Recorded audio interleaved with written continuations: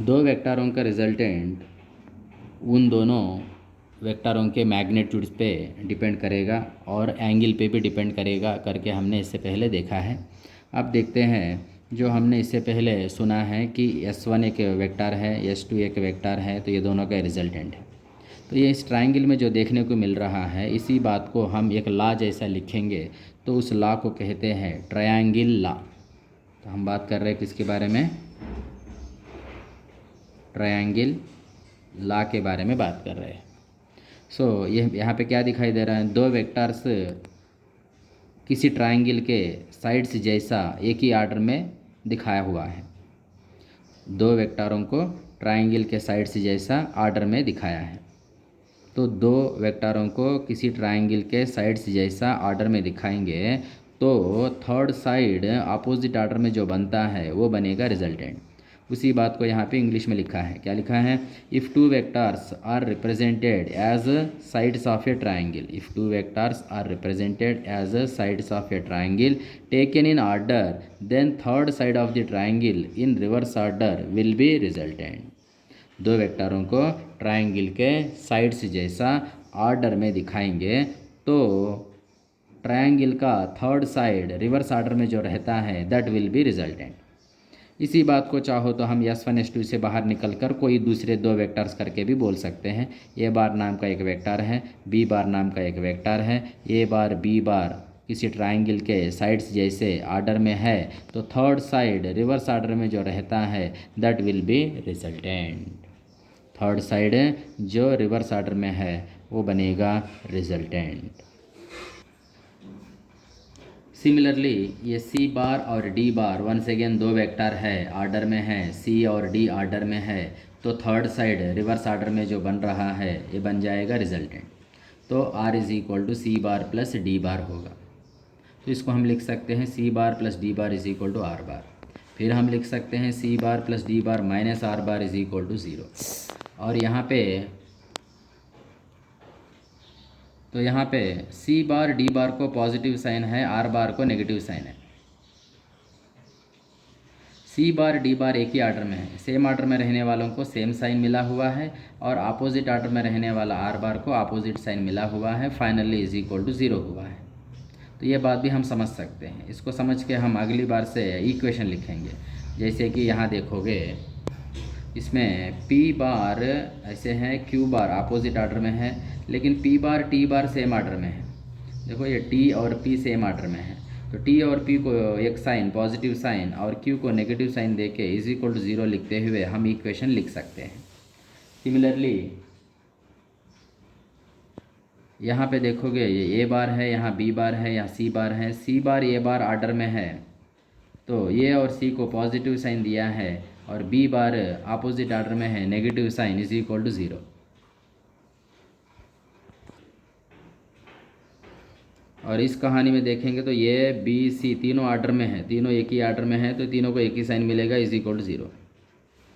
और यहाँ पे मैंने लिखा एक ट्रायंगल जिसमें G है, H है, I है, लेकिन डायरेक्शंस नहीं दिया है।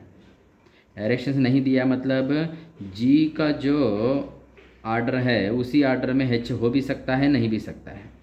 G और H का आर्डर सेम है तो प्लस होगा, नहीं है तो माइनस होगा। यहाँ दिया नहीं है तो प्लस भी हो सकता है, माइनस भी हो सकता है। H और I का आर्डर सेम भी हो सकता है, अपोजिट भी हो सकता है, दिया नहीं है तो पॉजिटिव भी हो सकता है, नेगेटिव हो सकता है, फाइनली इज इक्वल टू 0। तो किसी ट्रायंगल के डायरेक्शंस अगर मतलब किसी तीन वेक्टरों को ट्रायंगल के साइड्स जैसा दिखा के डायरेक्शंस दिया नहीं है तो हम ऐसा इक्वेशन लिख सकते हैं। और इसमें से कंक्लूजन बना सकते हैं कि जब भी तीन वेक्टर्स इस तरीके का रिलेशन में रहेंगे, मतलब यहाँ और यहाँ पॉजिटिव रहे या नेगेटिव रहे, इधर नेगेटिव उधर पॉजिटिव रहे या उधर पॉजिटिव इधर नेगेटिव रहे, इन सारे केसेस में तीनों वेक्टरों को ट्रायंगल के साइड्स जैसा दिखा सकते हैं।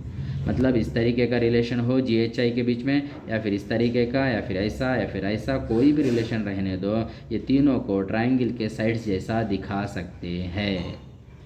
और ट्रायंगल के साइड जैसा दिखाने में क्या फ़ायदा है? ट्रायंगल का साइड जैसा दिखाने में बहुत बड़ी फ़ायदा है। क्या है देखेंगे।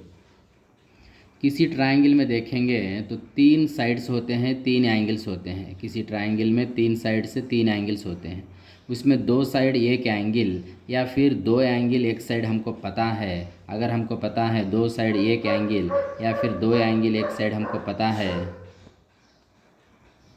दो साइड एक एंगल या फिर दो एंगल एक साइड हमको पता है, तो बचे जो एंगल्स या फिर साइड्स जो है उसको पता कर सकते हैं using some sine rule and cos rule. तो ट्रायंगल के लिए साइन रूल कॉस रूल करके दो बातें हैं। तो क्या बातें हैं? किसी ट्रायंगल में ये कोई साइड ये है, इसका अपोजिट एंगल कैपिटल ये side B, opposite angle capital B, side C, opposite angle capital C है, तो हम लिख सकते हैं A by sine A is equal to B by sine B is equal to C by sine C. इसको कहते हैं साइन रूल। तो इसको यूज़ करके दो साइड एक एंगल पता है तो दूसरे एंगल्स पता कर सकते हैं, या फिर दो एंगल एक साइड पता है तो दूसरे साइड्स पता कर सकते हैं। साइन रूल जैसे हमने देखा है उसी टाइप का एक और रूल है, दैट इज़ कोसाइन रूल। कोई ट्रायंगल है, कोई साइड ये है, अपोजिट एंगल कैपिटल ये, side B, opposite angle capital B, side C, opposite angle यहाँ पे साइड सी यहाँ पे है, अपोजिट एंगल कैपिटल सी अगर है, तो कोई तो एक side square is equal to बाकी दोनों साइड्स का स्क्वायर का sum minus 2 into B C into यहाँ जो साइड यहाँ पे शुरू करेंगे उसका अपोजिट एंगल यहाँ पे लिखेंगे। फिर बी स्क्वायर से कहानी शुरू करोगे तो B square is equal to A square plus C square, बचे दोनों sides minus 2c A minus 2c A minus 2c A, और जिससे कहानी शुरू किया उसका अपोजिट एंगल, जिससे कहानी शुरू करोगे उसका अपोजिट एंगल। ऐसा लिखते हुए कोई भी एक side square is equal to बाकी दोनों साइड्स का स्क्वायर का सम माइनस 2 इंटू उन दोनों का product into cos of the angle opposite to this particular side. ये होता है कोसाइन रूल। सो ये साइन रूल और कोसाइन रूल यूज़ करके हम बहुत सारे अननोन क्वांटिटीज़ को पता कर सकते हैं। अगर वेक्टरों को ट्रायंगल के साइड्स जैसा दिखा सकते हैं तो जब भी वेक्टरों को ट्रायंगल के साइड्स जैसा दिखा सकते हैं, जब भी वेक्टरों को ट्रायंगल का साइड्स जैसा दिखा सकते हैं,